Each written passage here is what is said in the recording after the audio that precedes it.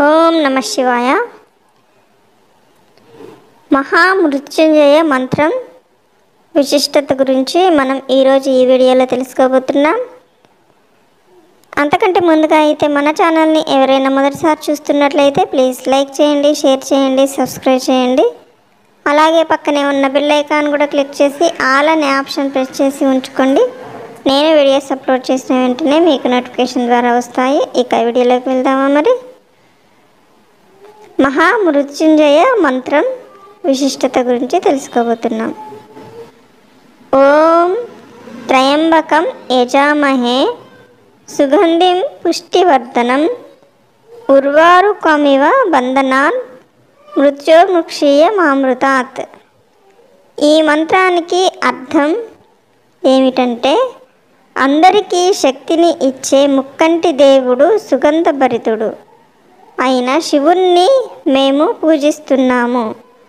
పండు తొడిమ నుండి వేరుపడు విధముగా మేము కూడా మరణం నుండి, మర్త్వత్వము నుండి విడుదల పొందాలి. మృత్యుంజయ మంత్రం విశిష్టత ఏమిటో ఇప్పుడు మనం తెలుసుకుందాం. మానవుని జీవితంలో జరిగే ప్రతి సంఘటన కూడా దైవ అనుగ్రహం లేనిదే జరగదని చెబుతుంటారు. మన జీవితంలో ఆరోగ్యం, సౌభాగ్యం, దీర్ఘాయుష్షు, మంచి మనసుతో ఉండాలంటే మాత్రం మహామృత్యుంజయ మంత్రం. ఈ మంత్రం తరచూ పఠించటం వల్ల అకాల మరణం నుండి కూడా తప్పించుకోవచ్చు. దీనిని శుక్ల యజుర్వేద మంత్రం అని కూడా పిలుస్తారు.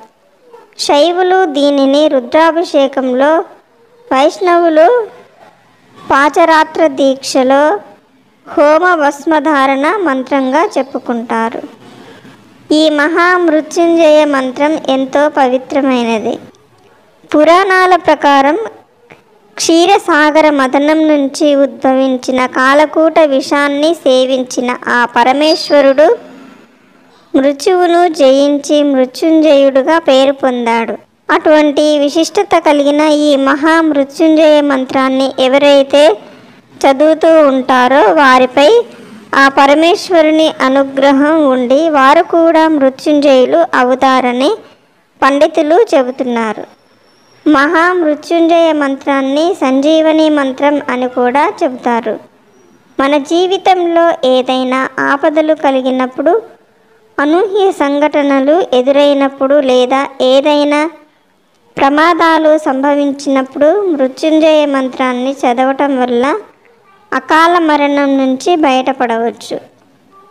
ఓం త్రయంబకం యజామహే సుగంధిం పుష్టివర్ధనం ఉర్వారుకమివ బంధనాత్ మృత్యోర్ముక్షీయమామృతాత్. మృత్యుంజయ మంత్రాన్ని చదవటం వల్ల దైవ ప్రకంపనలు మొదలై మనలను ఆవరించి ఉన్న ప్రమాదాలు, సమస్యలు, దుష్టశక్తులను తరిమి కొట్టడమే కాకుండా ఈ మంత్రం మనకు ఒక రక్షణ కవచంలాగా ఉపయోగపడుతుంది. మహామృత్యుంజయ మంత్రాన్ని బ్రహ్మ ముహూర్తంలోనే 108 సార్లు చదవడం వల్ల ఎటువంటి రోగాలు దరి చేరవని ఆధ్యాత్మిక పండితులు చెబుతున్నారు. ఓం నమ శివాయ. ఓకే ఫ్రెండ్స్, ఈ వీడియో కనుక మీకు నచ్చినట్లయితే లైక్ చేయండి, షేర్ చేయండి, సబ్స్క్రైబ్ చేయండి.